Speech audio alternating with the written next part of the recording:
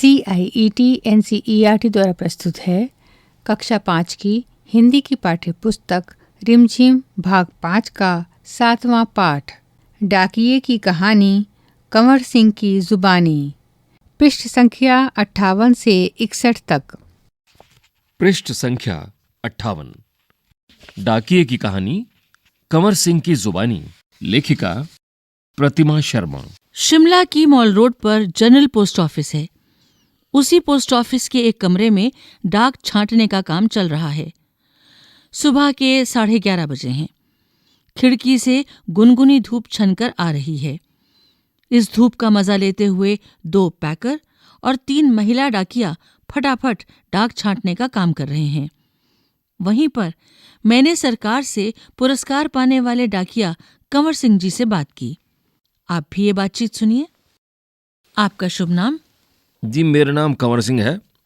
मैं हिमाचल प्रदेश के शिमला जिले के नेरवा गांव का निवासी हूं और मेरी उम्र 45 साल है। आपके परिवार में कौन कौन है, उनके बारे में कुछ बताइए। जी, मेरे 4 बच्चे हैं, 3 लड़कियां और 1 लड़का। 2 लड़कियों की शादी हो चुकी है। मेरा एक और बेटा भी था।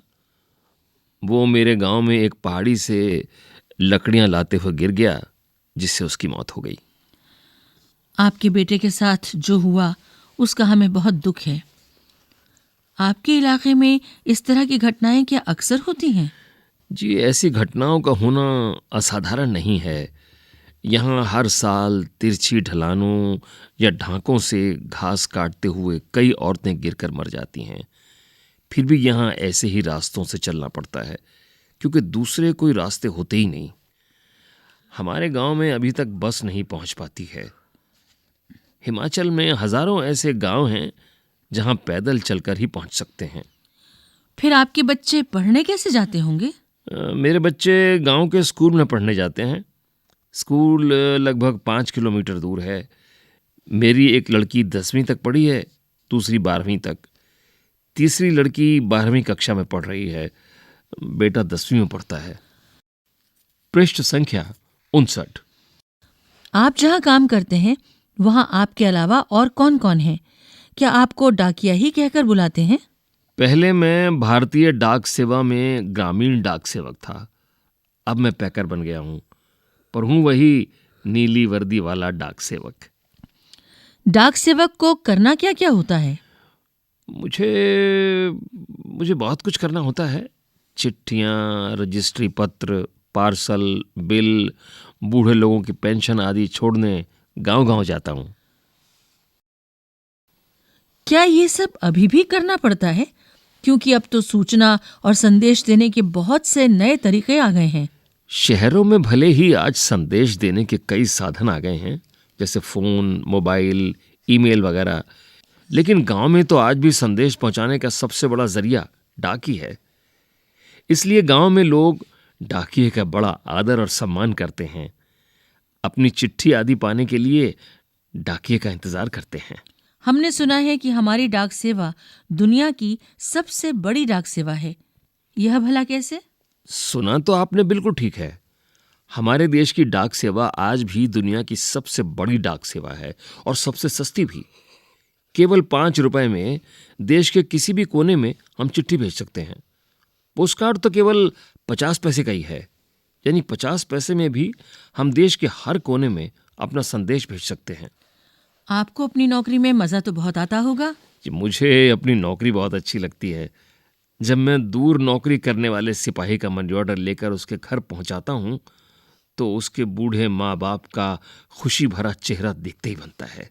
ऐसे ही जब किसी का रजिस्ट्री पत्र पहुंचाता हूं, जिसमें कभी रिजल्ट, कभी नियुक्ति पत्र होता है, तो लोग बहुत खुश होते हैं। बूढ़े दादा और बूढ़ी नानी तो पेंशन के पैसे मिलने पर बहुत ही खुश होते हैं। 6 महीनों तक वे मेरा इसके लिए इंतजार करते हैं। हिमाचल में बूढ़े लोगों को पेंशन हर 6 महीने के बाद इकट्ठी ही दी जाती है। पृष्ठ संख्या 60।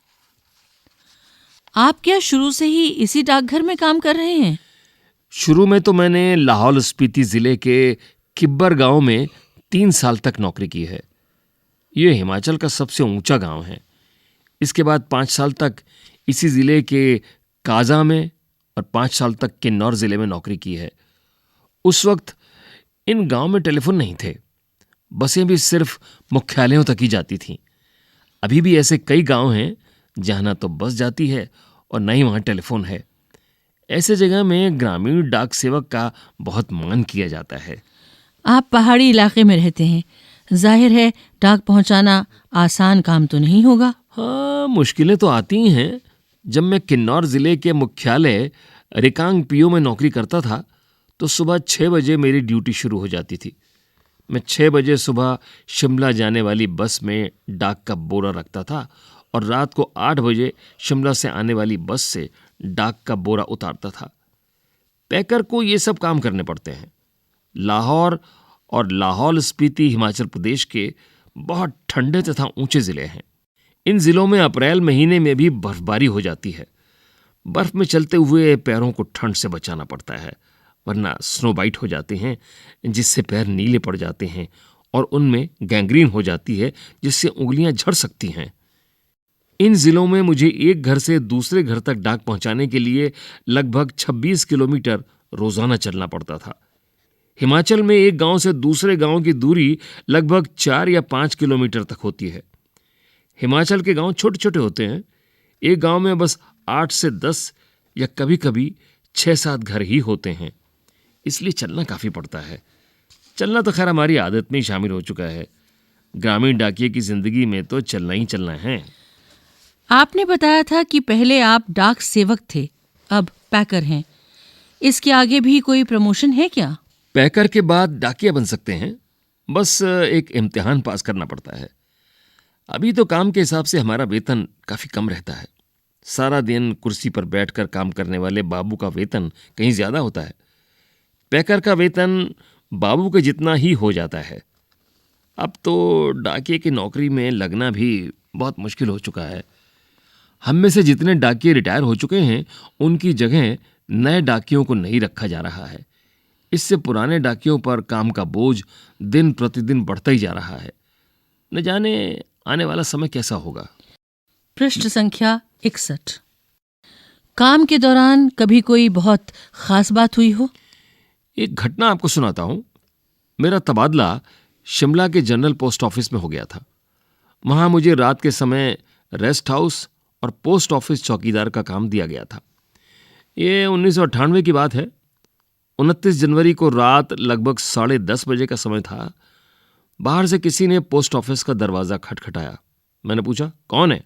जवाब आया, दरवाज़ा खोलो, तुमसे बात करनी है। मैंने दरवाज़ा खोला तो अचानक 4-6 लोग अंदर घुसे और मुझे पीटना शुरू कर दिया। मैंने पूछा, क्यों पीट रहे हैं? तो उन्होंने कोई जवाब नहीं दिया। सारे ऑफिस की लाइटें बंद कर दी। इससे पहले कि मैं कुछ समझ पाता, मेरे सिर पर किसी भारी चीज से कई बार मारा, जिससे मेरा सिर फट गया। मैं लगातार चिल्लाता रहा। उसके बाद मैं बेहोश हो गया और मुझे कुछ भी ना पता चला। अगले दिन जब मुझे होश आया तो मैं शिमला के इंदिरा गांधी मेडिकल कॉलेज के अस्पताल में दाखिल था। सिर में भयंकर दर्द हो रहा था। उन दिनों मेरा 17 साल का बेटा मेरे साथ ही रहता था। उसी से पता चला कि मेरे चिल्लाने की आवाज़ सुनकर लड़का और ऑफिस के दूसरे लोग जो नज़दीक ही रहते थे दरवाज़ों के शीशे तोड़कर अंदर आए और मुझे अस्पताल पहुंचाया। मेरे सिर पर कई टाँके लगे थे। उसकी वजह से आज भी मेरी एक आंख से दिखाई नहीं देता। सरकार ने मुझे जान पर खेलकर डाक की चीज़ें बचाने के लिए बेस्ट पोस्टमैन का इनाम दिया। ये इनाम 2004 में मिला। इस इनाम में 500 रुपये और प्रशस्ति पत्र दिया जाता है। मैं और मेरा परिवार बहुत खुश हुए। आज भी मैं गर्व से कहता हूं, मैं बेस्ट पोस्टमैन हूं।